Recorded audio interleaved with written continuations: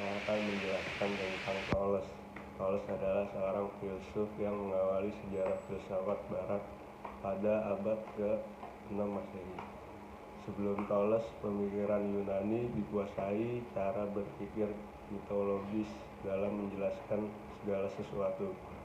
Pemikiran Thales dianggap sebagai kegiatan berfilsafat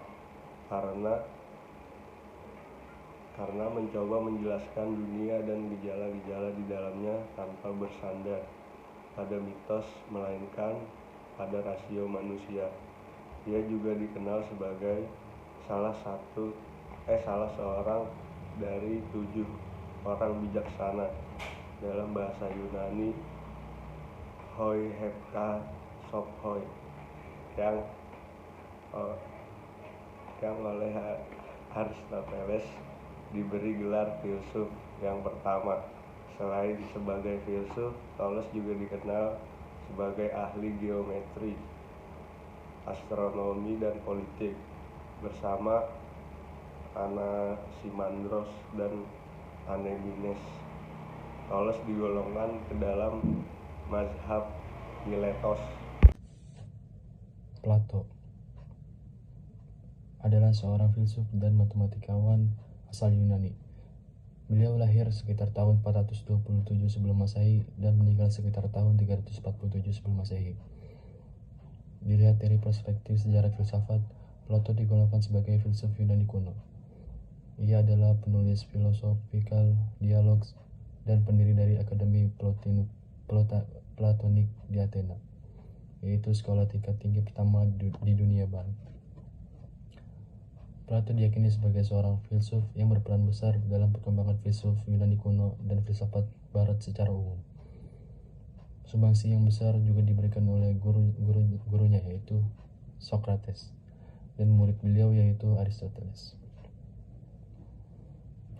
Selain sebagai filsuf, Plato juga dikenal sebagai salah satu peletak dasar agama-agama barat dan spiritualitas. Pemikiran Plato dikembangkan menjadi Neoplatonisme oleh para pemikir seperti Plotinus dan Porphy. Pemikiran Plato banyak dipengaruhi oleh Socrates. Karyanya yang paling terkenal ialah Republik, dalam bahasa Yunani yaitu Politei, yang di dalamnya berisi uraian garis besar pandangannya kepada ideal. Beliau juga menulis hukum dan banyak dialog di mana Socrates adalah peserta utamanya. Salah satu perumpamaan Plato yang termasyhur adalah perumpamaan tentang orang di goa. Beberapa ciri karya Plato yaitu yang pertama adalah bersifat Sokratik. Dalam karya-karya yang ditulis pada masa mudanya, Plato selalu menampilkan kepribadian dan karangan Sokrates sebagai topik utama karangannya. Dan yang kedua yaitu adalah berbentuk dialog. Hampir semua karya Plato ditulis oleh nada dialog. Plato berpendapat bahwa pena dan tinta membukukan pemikiran sejati yang ditulis dalam huruf-huruf yang membisu. Oleh karena itu, menurutnya jika pemikiran itu perlu dituliskan, maka yang paling cocok adalah tulisan berbentuk dialog.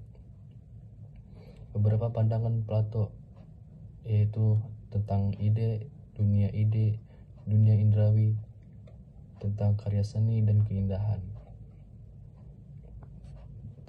Sumbangsi Plato yang terpenting adalah pandangannya terhadap mengenai ide. Pandangan Plato terhadap ide dipengaruhi oleh pandangan Socrates tentang definisi. Ide yang dimaksud oleh Plato bukanlah ide yang dimaksud oleh orang-orang modern pada zaman sekarang ini. Ide yang dimaksud ialah dunia yang melampaui manusia, maka ide tidak tergantung pada pemikiran manusia, melainkan pemikiran manusia yang tergantung pada dunia ide. Yang kedua adalah dunia ide. Dunia ide adalah dunia yang hanya terbuka bagi rasio kita. Dalam dunia ini tidak ada perubahan, semua ide bersifat abadi dan tidak dapat diubah. Yang ketiga adalah dunia indrawi. Dunia indrawi adalah dunia nyata yang mencakup benda-benda jasmani yang konkret, yang dapat dirasakan oleh panca indera kita. Selanjutnya ada tentang karya seni. Pandangan Plato tentang karya seni dipengaruhi oleh pandangannya tentang ide. Sikapnya terhadap karya seni sangat jelas dan dalam bukunya yaitu Polite atau Republik. Plato memandang negatif karya seni. Ia menilai karya seni sebagai mimesis mimosus. Menurutnya, karya seni hanya tiruan dari realita yang ada. Dan yang terakhir adalah tentang keindahan. Pemahaman Plato tentang keindahan yang dipengaruhi pemahamannya tentang dunia indrawi yang terdapat dalam Philebus. Plato berpendapat bahwa keindahan yang sesungguhnya terletak pada dunia ide. Ia berpendapat bahwa kesederhanaan adalah ciri khas dari keindahan, baik dalam alam semesta maupun dalam karya seni. Aristoteles. Aristoteles terlahir pada tahun 385 sebelum Masehi di Stagira, sebelah timur Makedonia.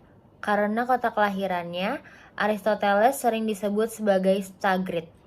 Aristoteles adalah filsuf Yunani, murid Plato.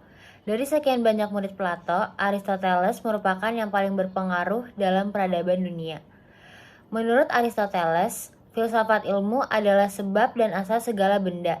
Filsafat ilmu merupakan ilmu pengetahuan yang meliputi kebenaran yang terkandung di dalamnya ilmu-ilmu metafisika, logika, retorika, etika, ekonomi, politik, dan estetika. Oleh karena itu, ia menamakan filsafat sebagai teologi. Filsafat sebagai refleksi diri pemikiran sistematis manusia atas realitas dan sekitarnya. Tidak berdiri sendiri dan tidak tumbuh di tempat atau ruang yang kosong. Lingkungan keluarga, sosial alam, dan potensi diri akan ikut mempengaruhi seseorang dalam melakukan refleksi filosofis. Oleh karenanya, dalam sejarah pemikiran manusia terdapat tokoh pemikir ataupun filosof yang selalu saja muncul dari zaman ke zaman dengan tema yang berbeda-beda. Socrates tinggal di Athena di kedua abad ke-5 sebelum Masehi. Ayahnya bernama Sophroniscus dan ibunya bernama Painare. Socrates adalah guru dari filosof-filosof besar yakni Plato dan Aristoteles.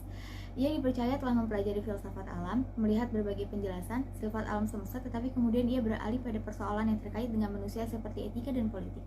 Socrates berpendapat bahwa dalam mencari kebenaran itu ia tidak memikirkan sendiri, melainkan setiap kali berdua dengan orang lain dengan jalan tanya jawab, orang yang kedua itu tidak dipandangnya sebagai lawannya, melainkan sebagai kawan yang diajak bersama-sama mencari kebenaran. Kebenaran harus lahir dari jiwa kawan bercakap itu sendiri. Ia tidak mengajarkan, melainkan menolong mengeluarkan apa yang tersimpan di dalam jiwa orang. Sebab itu metodenya disebut mautik. Socrates mencari kebenaran yang tetap dengan tanya jawab sana dan sini, yang kemudian dibulatkan dengan pengertian, maka jalan yang ditempuhnya ialah metode induksi dan definisi. Kedua-duanya itu bersangkut paut. Induksi yang menjadi metode Socrates adalah memperbandingkan secara kritis. Ia tidak berusaha mencapai dengan contoh dan persamaan, dan diuji pula dengan saksi dan lawan saksi.